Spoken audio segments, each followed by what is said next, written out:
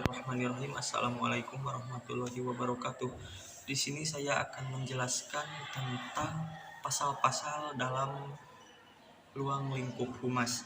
Kesatu yaitu pasal dalam peraturan menteri. Yang dimaksud dengan satu, pemerintahan daerah adalah penyelenggara urusan pemerintah oleh pemerintah daerah dan DPRD menurut asas otonomi dan tugas pembantuan dengan prinsip otonomi seluas-luasnya dalam sistem dan prinsip negara.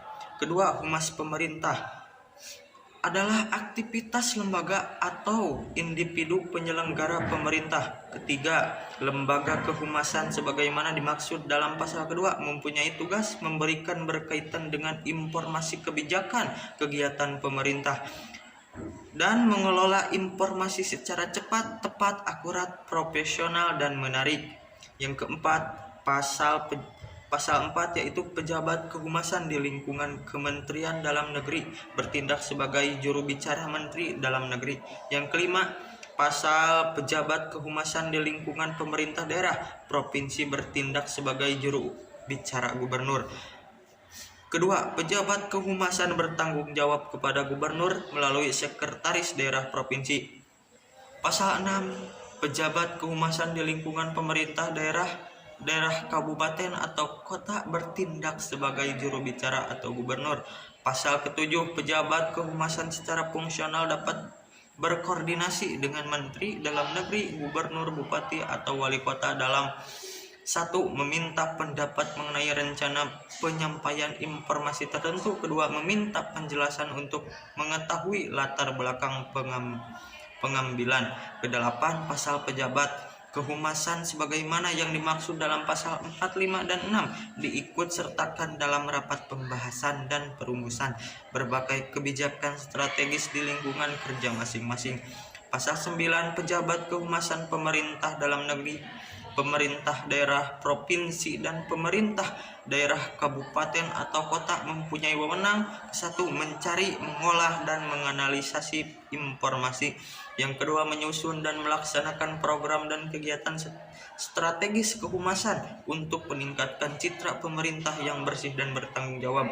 Pasal 11, manajemen hubungan masyarakat dilaksanakan melalui pelaksanaan.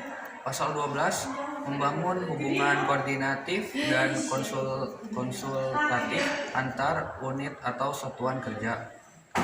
Pasal 13, pengembangan analisa media dan informasi sebagaimana dimaksud dalam pasal 10 huruf C dilaksanakan melalui pengumpulan informasi secara sistematis, akurat, dan akuntabel. Pasal 14, manajemen komunikasi krisis sebagaimana dimaksud dalam pasal 10 huruf D diarahkan pada penataan sistem dan hubungan komunikasi internal organisasi.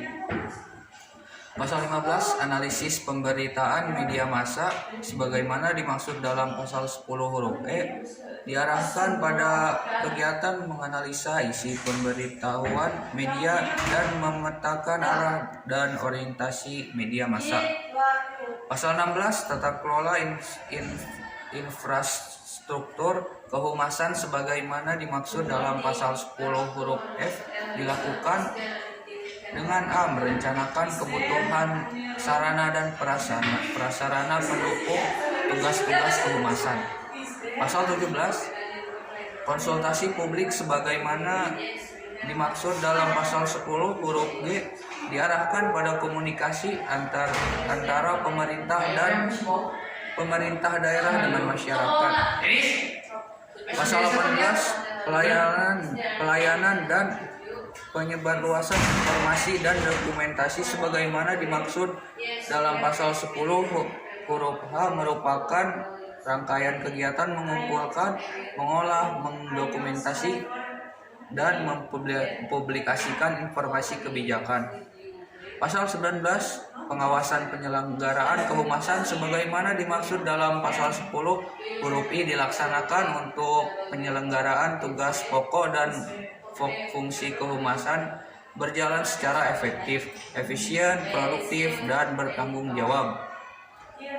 Pasal 20, evaluasi penyelenggaraan sebagaimana dimaksud dalam pasal 10 huruf J dilaksanakan untuk mengetahui pencapaian hasil kemajuan dan kendala yang ditemukan. Sekian dari saya, terima kasih. Wassalamualaikum warahmatullahi wabarakatuh.